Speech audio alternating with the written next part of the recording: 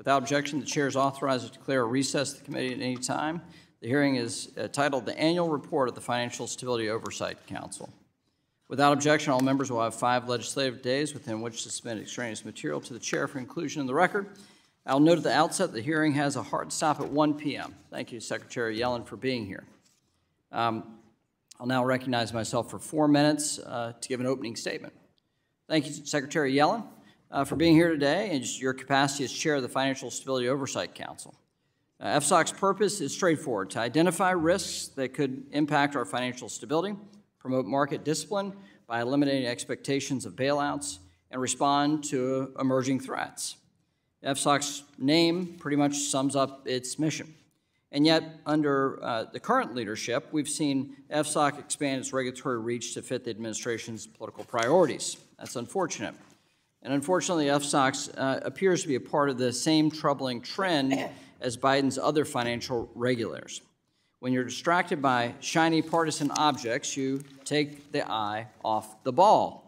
For example, aside from a stale mention of interest rate risks in 2022, the annual FSOC report of that year, the FSOC did nothing to identify the emerging instability that set off the March 2023 banking sector turbulence. And indicators produced by FSOC's research arm, the Office of Financial Research, showed no signs of emerging risks, even as the risk was indeed emerging. Secretary Yellen, we remember the panic Americans experienced in March. I commend you for your willingness to engage in stabilizing the markets. I think that with your credibility, lent a lot of effort to the administration. And at that time, we worked together to quell concerns and provide a level-headed response in an uncertain time. The goal was to do no harm and regain stability without injecting politics, and I think we achieved that. A goal that President Biden clearly did not share when he took advantage of the situation to blame Republicans for what was a widely bipartisan regulatory reform law enacted a few years ago. In real time, many members of this committee stood behind regulators' emerging actions with the expectation that we and the public would receive a full accounting of the decisions made that week. Now, nearly a year later, we do not still know the full story as FSOC and other administration officials have been less than transparent. To be clear, this does nothing to calm the nerves of an already skittish consumer.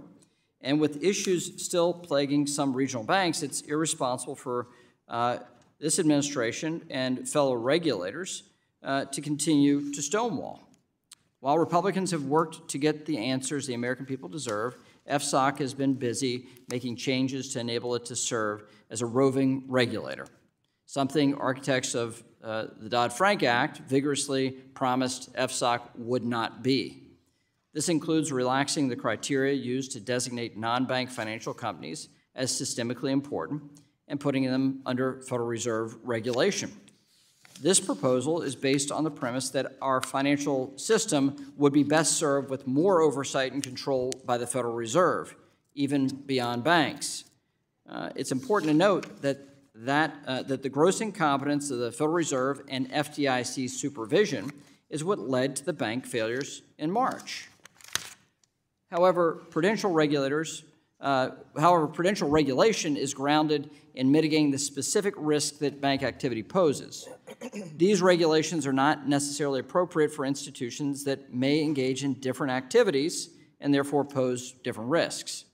Given the significant consequences associated with this systemic risk designation, Congress did not intend for this designation to be politicized nor weaponized. This move, taken with the apparent failure to identify and respond to emerging risks, calls into question the effectiveness of the Financial Stability Oversight Council. Secretary Yellen, I would encourage you and your fellow regulators to get back to the work you've been tasked with. We've already experienced what happens when you take the eye off the ball and get engaged in politics. The American people should not have to suffer through that again.